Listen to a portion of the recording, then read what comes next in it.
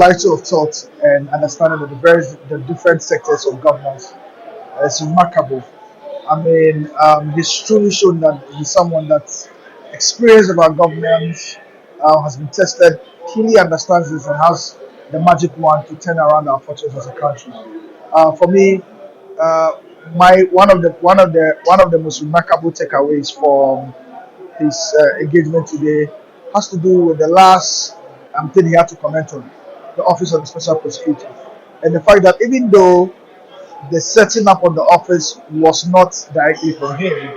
He's someone that also because he wants to fight corruption, he believes in the office, and so for him wanting to have the office continue and also even creating the most important what's it called environment to allow the office to thrive is for me one of the most remarkable things that he said.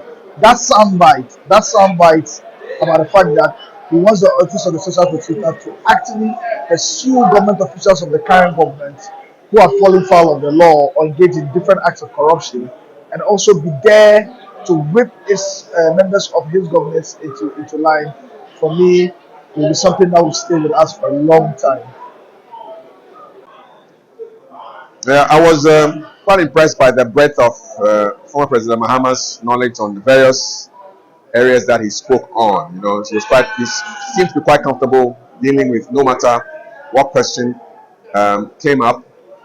I realized that he tried to hammer a lot on the 24-hour economy policy, and it's a good step because then it gives you education that the people require on this particular policy, which is a key plank to his campaign message. So that one stuck out to me a lot. Kept segueing into the 24-hour economy, but how it will affect um, employment prospects, how it will impact even exports and import substitution. So for me, that was a highlight for the evening's conversations. That and the fact that he covered a lot of areas quite skillfully and answered all the questions to the best of his ability. Thank you. Hello, my name is Umaru Sanda Amadu. I'm a journalist. I'm with City FM and Channel One Television. I'm excited about tonight for a number of reasons. One, duty bearers have to answer questions to journalists, and they are doing that to journalists on behalf of the public because the public cannot have access to the people who are duty bearers. So when the president or former president comes to answer questions from journalists, he's indirectly taking questions from Ghanaians. The thing though is that he's not the sitting president. So he may not have a lot of things to respond to. He doesn't take responsibility for a number of things. But he has come here to respond to things he did under his tenure, which is 8 years ago, and he's talking about what he hopes to do if he becomes president. I think it's beautiful, it's inspiring, it's great.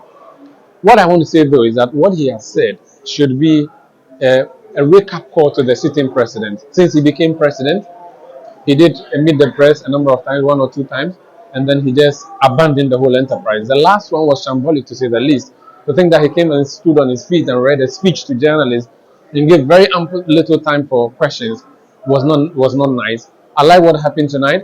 Gave a brief remark, allowed journalists to ask questions. I think it's something that the president should learn from and also do. That's what I can say, having covered this particular program and having the opportunity to ask a question. Thank you. Today's interaction is a promise to reset this nation. I've always said that when there is a decay, we must stop that decay first and then reset before we are able to build back better. And President John Dramani Mahama's commitment to journey with the people of Ghana towards resetting this country is what stands out for me. It is a great promise, and I know that is exactly what needs to be done to bring this country back onto winning ways.